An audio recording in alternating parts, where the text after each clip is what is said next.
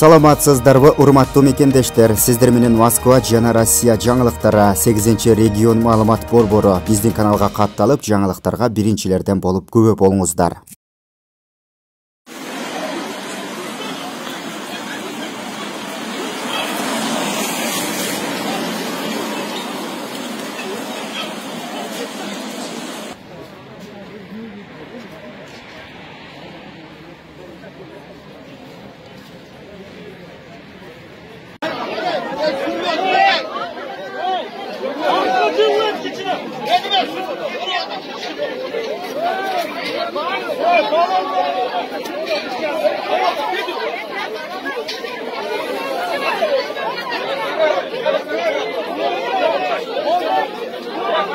Samolyot meselesi boyunca günüge söyleşip atabız.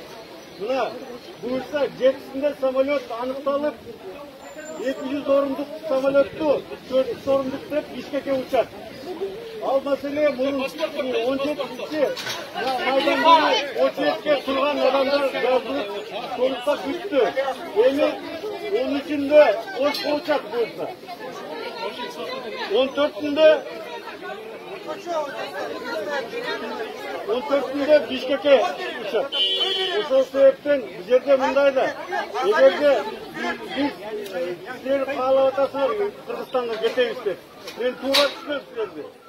Bizdeler sizlerdi karmalayla halen ayın barınlar gelse Kırgızistan'a bara vergile.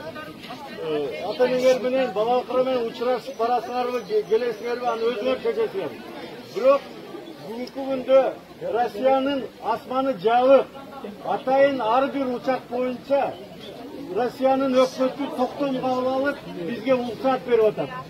Dağı rahmat Rusya'nın birliği bardık mesele boyunca bizi kolduk keskenге hareket kılıp atar. Jana biri olmay kalmadı.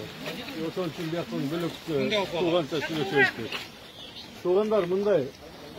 Hazır fiyaklıkta qarab şuğulayotganlar негизги sebep bizde adamlar жетişti. Oson için. Buna çeşim kabul aldık. Ya.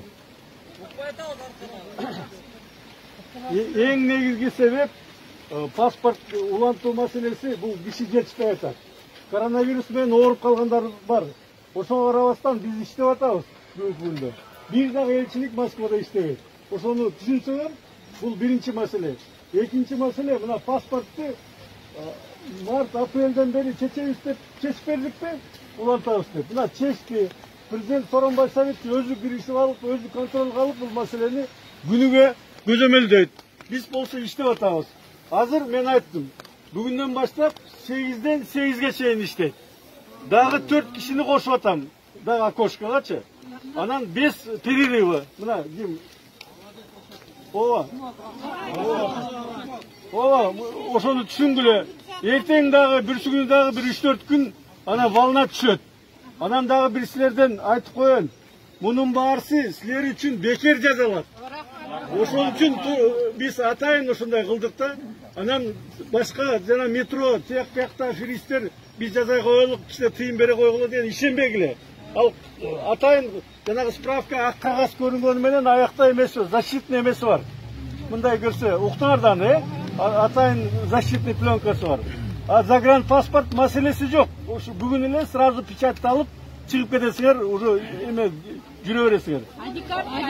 ID картка справка берилет. ID картка справка берилет. Ушу эме жылдын аягына чейин 31 декабрга чейин улантылат. Анан сиздерге айтып коеюн. Күтүп жүрө бербей, эгерде баягы жылдын аягын күтүп жүрө бербей, шарттар болсо мына жолдор ачылат буюрса 20-июндан кийин. Ошондо үй жака барсаңар сөзсүз паспортты, загранпаспортты бияктан алмаштырсаңар болот. ID картаны Бишкектен алмаштырыш керек. Мыйзам ошондой. Аны биз ошол себептен урматтуу мына көбүнчөсү жаштар экенсиңер, биздин уландар, кыздар, мен сиздерге айтып коеюн, кичине сабырдуулук кылсаңар. Биз баарын аракет 17 мартта штаб түзгөндөн бери биз күнү түнү иштеп атабыз. Балдарыбыз аэропортторго, хостелдерге ушундай топтолгон кыргыздар ооруп жаткан жерлерге тамага жеткизип алып ооруп калды. Ошого карабастан биз иштеп атабыз. Анткени биз баарыбыз ел үшін, сілер үшін, мамлекет үшін абыройын сақтап, қырғыздарды ұят қылбай істеп жүрөбүз. Сілерден дағы сұрамыз, сілер дағы іште сабырдуулук кылсаңар, буюрса бардығы жақсы болот. Бұл апаттан біз тәртіп менен, сабырдуулук менен, ынтымак менен чыгып кетебиз. Эми кимдин суроосу бар? Менде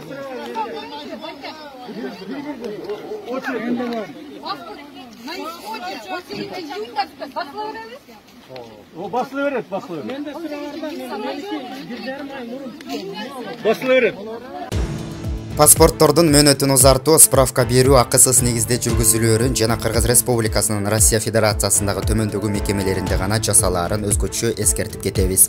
Кыргыз Республикасынын Россия Федерациясындагы элчилиги Москва шаары, Екатеринбург шаарындагы Кыргыз Республикасынын башкы консулдугу, Новосибирск шаарындагы Кыргыз Республикасынын башкы консулдугу, Кыргыз Республикасынын Россия Федерациясындагы элчилигинин Санкт-Петербург шаарындагы кеңсеси, Кыргыз Республикасынын Россия Федерациясындагы элчилигинин Красноярск шаарындагы кеңсеси, Кыргыз Республикасынын Россия Федерациясындагы элчилигинин Владивосток шаарындагы кеңсеси, Кыргыз Республикасынын ички паспорттору бар жарандарына дипломатиялык өкүлчүлүктөрдөн паспорттордун мөөнөтүнүн узартылгандыгын тастыктаган атайын коргоочу белгилери менен маалымат берилет. Паспорттордун мөөнөтүн узартуу 2020-жылдын 1-июнунан баштап Кыргыз Республикасынын Россия Федерациясындагы элчилигинде башталат. Бишкекке Индиядан 16 кыргызстандык кайтып келди. Манас эл аралык аэропортунда Air India авиакомпаниясынын Дели Бишкек каттамы боюнча чартердик авиа рейсин тосуп алышты. Бул каттам Кыргызстандан Индиянын жарандарын чыгарып кетүү үчүн Индия тарабы менен уюштурулган. Индия тарабы менен жетишилген макулдашууга ылайык бул рейс менен 16 кыргыз жараны кайтып келди. Учурда бардык кайтып келген жарандар бекитилген тартипте тийиштүү медициналык процедуралардан өтүү үчүн обсервацияга жаткырылды. Дүйнөдө коронавирус инфекциясынын пандемиясынан чегаралардын убактылуу жабылышынан жана эл аралык жүргүнчү ташуу авиа билдирүүлөрүнүн токтошунан улам чет өлкөлөрдөн Кыргызстандын жарандарын кайтаруу боюнча Кыргыз Республикасынын президентинин жана өкмөтүнүн тапшырмасын аткаруунун алкагында жүргүзүлгөн иш улантылды. Премьер-министр Мухаммедкалый Абылгазиев Кыргызстандагы жыштыкты аксонсуз бекер алган казакстандык компаниянын өкүлдөрүн кабыл алган. Чек арада чатак чыгып, жүк ташуучу машиналар Казакстанга өтө албай чакырымдап тизилип турат. Бюджет тартыштык абдан чоң. Премьер-министр болсо тергөөгө кийлигишпейин деп убактылуу эс алууга кетти. Тарых музейи ТЭЦ сыяктуу коррупциялык иштер жылдап тергелип жатат. Эмне бул иш бир жумада эле тергелип бүтөбү?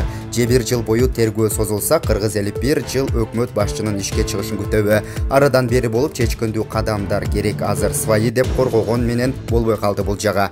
Менде күч органдарына дагы бир конкреттүү суроо. Жакында Казакстандагы Верный Капитал инвестициялык компаниясынын жетекчиси, Билайындын кожоюндарынын бири Эрлан Оспанов жана Билайындын Кыргызстандагы жетекчиси Евгений Кражан премьер-министр Абылгазиев менен жолугушкан.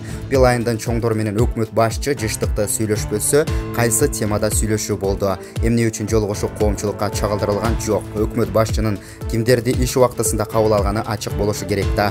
Ошол жолугушуунун протоколун, хронологиясын элге жарыялап койсоңуздар. Эмне тууралуу сөз болду албетте. Билайындын өкүлдөрү менен төө бурчак же футбол жөнүндө сөз болмок беле.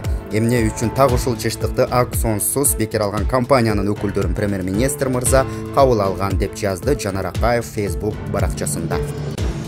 Кыргызстан менен Өзбекстандын чек арага чектеш айылдарындагы тургундардын ортосундагы чыккан окуя боюнча маалымат. Баткен облусунун Кадамжай районундагы Чечме айылынын жана Сох районунун Чашма айылынын тургундарынын ортосунда чыккан окуя боюнча Кыргыз Республикасынын жана Өзбекстан Республикасынын жергиликтүү бийлик органдарынын ортосундагы сүйлөшүүлөрдүн жыйынтыгында эки өлкөнүн укук коргоо органдары тарабынан биргелешкен кайгылуу күзөтүүнү жүргүзүү чечими кабыл алынды.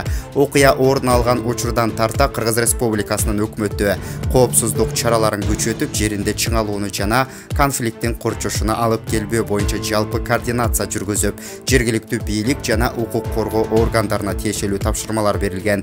1-июнда тараптар сүйлөшүүлөрдү улантат, жергиликтүү элге коомдук тартипти сактоого жана чек ара кызматташтыгы менен коңшулук алаканы бекемдөөгө багытталган түшүндүрүү иштери жүргүзүлүүдө. Тургундар конфликт болгон аймактан чыгып кетишти. Кырдаал салыштырмалуу турукту. Кыргыз Республикасынын өкмөтүнүн аппаратынын маалыматтык камсыздоо бөлүмү. Каналга жазылууну унутпаңыздар. Биринчилерден болуп маалымат алуу үчүн коңгуроочону басыңыз.